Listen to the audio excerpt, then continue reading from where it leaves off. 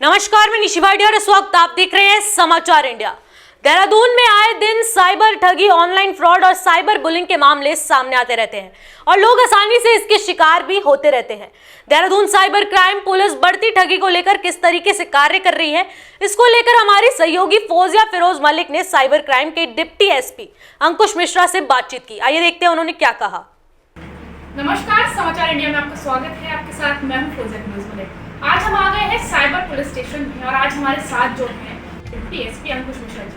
आइए करते हैं उनसे कुछ खास बातचीत। सर, सबसे पहले मुख्यमंत्री पुष्कर सिंह धामी जी द्वारा आपको स्वर्ण पदक से सम्मानित किया गया। पुलिस समाचार इंडिया की तरफ से आपको बहुत शुभकामनाएं। कैसा लग रहा है सर इस पदक के मिलने पर? सर, आपको डीजीपी जी द्वारा कोई सराहना दी गई या कुछ एप्रिसिएशन मिला हो? हाँ, बिल्कुल। सर का ही लीडरशिप है, सर की गाइडेंस है पूरी कि जो भी हम काम करते हैं तो सर हमें बहुत अच्छा मार्गदर्शन, हमेशा हमारे प्रेरणा के स्रोत हैं, मतलब कि सोर्स हैं वो सर। तो सर का हमेशा ही सपोर्ट रहा है और हर जगह हर समय कभी कोई समस्या होती है तो सर हमें हमेशा मार्गदर्शन करते हैं। सर, साइबर क्राइम ऑफिसर हैं, मैं आपसे एक सवाल पूछना चाहूँगी कि आजकल के जो युग है, ये जो टाइम चल रहा है, उसमें साइबर क्राइम्स जो है वो एक तरीके से मेन फोकस में है। सर, साइबर क्राइम्स बेसिकली है क्या और इनकी क्या क्या श्रेणी है, हम आपसे जानना चाहेंगे। इसमें बोलना चाहूँगा जो साइबर क्राइम पहली चीज़ जो है मैं बताना चाहूँगा कि कोई भी ऑनलाइन क्राइम आपके साथ अगर होता है, वो मोबाइल के माध्यम से हो सकता है, लैपटॉप के माध्यम से हो सकता है, कोई भी इलेक्ट्रॉनिक इक्विपमेंट के माध्यम से अगर कोई साइबर क्राइम आपके साथ होता है तो उसमें उसे कहते हैं साइबर क्राइम, जो बेसिकली ऑनलाइन माध्यम से होगा। अब इसके लिए जो हमारी धाराएं लगती हैं, जो एक्ट लगती हैं, दो प्रकार से हम लोग साइबर क्राइम कवर करते हैं। एक हमारी IT एक्ट है, इंफॉर्मेशन टेक्नोलॉजी एक्ट 2000 की, जिसमें साइबर क्राइम कवर होता है। इसके अलावा IPC के कुछ स्पेसिफिक धाराएं हैं जहाँ पर साइबर क्राइम आपका कवर होता है।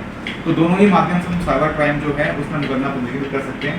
इसके अलावा बताना चाहूँगा, जो आपने बोला कि टाइप्स ऑफ साइबर क्राइम बताया, तो उसमें क्या है कि ये बहुत ही ब्रॉड फील्ड हो गई आजकल।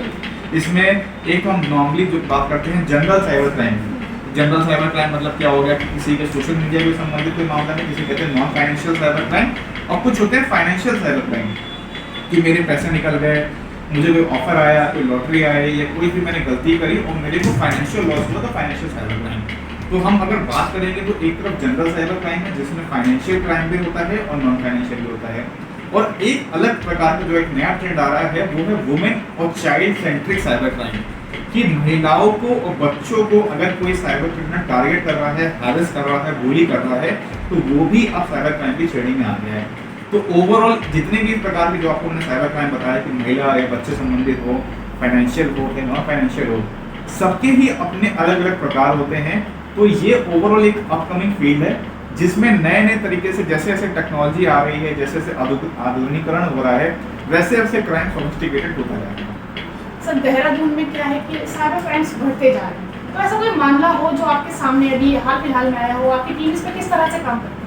इसमें हम लोग ने काफ़ी सारे केसेस अभियोग जो हैं पंजीकृत किए गए हैं और लगातार हमारी टीम बहुत ही अच्छी टीम है जो लगातार मेहनत करके जितने भी हमारे सीनियर्स हैं, पुलिस हेडक्वार्टर्स हैं, उनका भी हमेशा सपोर्ट रहता है, बहुत सहयोग करते हैं, सभी लोग हमें मदद करते हैं और हमारी टीम भी बहुत अच्छी है। तो उसमें हमने केसेस रजिस्टर करे हैं, उन केसेस को हम वर्कआउट भी कर रहे हैं। इस क्रम में बताना चाहूँगा कि अभी रिसेंटली 2-3 दिन पहले की बात है, हमने एक केस भी वर्कआउट किया था जिसमें कुछ ऑनलाइन लोन के नाम पे पैसे निकल गए थे, अराउंड 60 to 70 लाख का मामला था। तो उसमें हमने आदमी को अरेस्ट किया, दिल्ली NCR से पकड़ा है और उसको जेल भेजा है। उसमें अभी हम लोग मामला जो है अभी चल रहा है, वो अभी पेंडिंग है।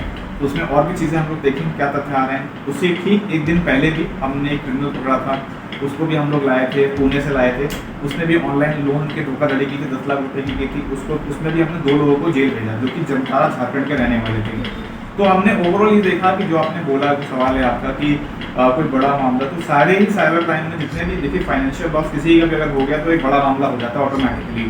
तो उसमें हम लगातार हमारा प्रयास रहता है कि हर हफ्ते कोई ना कोई टीम हमारी कोशिश करती है कोई ना कोई केस वर्कआउट करे जितनी जल्दी हो सके। तो हमारा प्रयास लगातार जारी है। सर, मैं आपसे पूछना चाहूँगी जैसे कि पुलिस का 100-112 जो है हेल्पलाइन नंबर, और किसी के साथ ऑनलाइन कोई फ्रॉड होता है, ठगी होती है, तो क्या आपकी टीम द्वारा या आपके ऑफिस द्वारा कोई ऐसा हेल्पलाइन नंबर दिया गया हो जिससे कि हम जो हमारे व्यूअर्स हैं आप तक पहुंच सकें? सबसे पहले आपको बताना चाहूँगा जितने भी आपके व्यूअर्स हैं, मैं बताना चाहूँगा एक हमारा फाइनेंशियल हेल्पलाइन से रिलेटेड एक उत्तराखंड सरकार द्वारा एक नंबर चलाया गया है। उसके लिए आपको 155 260 है 155 260 कि अगर आपके साथ कोई भी फाइनेंशियल साइबर फ्रॉड आता है कि किसी के पैसे निकल गए या कोई फाइनेंशियल लॉस हो रहा है, तो आप सीधे 155-260 में, जिसका कंट्रोल रूम हमारे यहाँ साइबर थाने में ही यहाँ HTF में है, तो आप सीधे 155-260 में शिकायत दर्ज कर सकते हैं। उसके अलावा जो नॉर्मल हमारा पुलिस का जो कंप्लेन नंबर होता है 112, वो तो अवेलेबल होता ही है। साथ में भारत सरकार द्वारा एक वेबसाइट चलाई गई है, national cyber crime reporting portal, उसे शॉर्ट में NCRP पोर्टल करते हैं। तो आप उसमें वेबसाइट पे जा सकते हैं www.cybercrime.gov.in, वहाँ पे जाके आप अपनी शिकायत कर सकते हैं। तो आप घर बैठे, अगर आपके साथ कोई भी फाइनेंशियल या नॉन फाइनेंशियल साइबर फ्रॉड हो रहा है, तो आप वेबसाइट के माध्यम से या मोबाइल के माध्यम से आप शिकायत हमेशा पंजीकृत कर सकते हैं। सर, वेब जैकिंग और साइबर स्टॉकिंग नाम का एक क्राइम है, वो क्या क्राइम है, हम आपसे जानना चाहते हैं। दोनों ही चीज़ एक अलग अलग डोमेन्स हैं।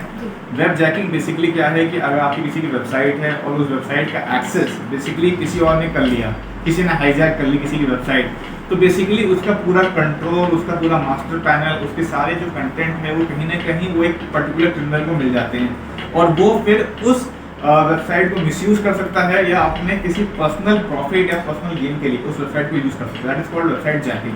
दूसरी चीज़ आती है जो आपने सवाल पूछा, साइबर स्टॉकिंग। साइबर स्टॉकिंग के आजकल बहुत मामले आ रहे हैं, जैसे मैंने भी आपको बताया था स्टार्टिंग में कि वुमेन और चाइल्ड सेंट्रिक जो मामले आते हैं उसमें देखा जाता है कि साइबर स्टॉकिंग में कि कोई महिला है या कोई बच्चा है, किसी को अगर आप टारगेट करोगे तो आप देखते हो कि रात में या शाम को कब कौन कितने बजे ऑनलाइन आ रहा है, वो कौन सा फेसबुक पेज, कौन सा कंटेंट फॉलो करता है,